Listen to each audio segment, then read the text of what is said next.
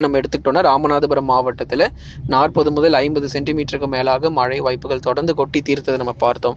ஆகவே அடுத்தடுத்த நிகழ்வுகள் பொறுத்த வரைக்கும் நிச்சயமாக உருவாகிறதுக்கான சாத்தியமான கூறுகள் இருக்கு.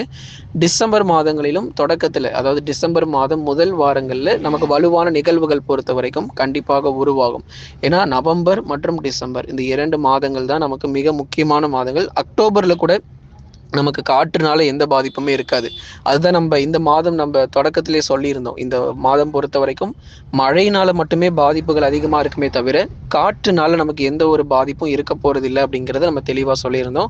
பாருங்க, அதே மாதிரி நமக்கு எந்த விதமான காற்று பாதிப்பு, அதாவது சூறாவளி காற்றுனால மரங்கள் முறிந்தது, மின்கம்பங்கள் சாய்ந்தது, அந்த மாதிரி நம்ம செய்திகள் எதுவுமே கேள்விப்படலை. ஏன்னா நமக்கு காற்றினால எந்த பாதிப்புமே இல்லை.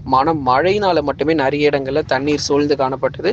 அதிலும் குறிப்பாக சென்னை, திருவள்ளூர், காஞ்சிபுரம், செங்கல்பட்டு சற்று கொஞ்சம் அதிகமாகவே பாதிக்கப்பட்டது. நிறைய தாழ்வான பகுதி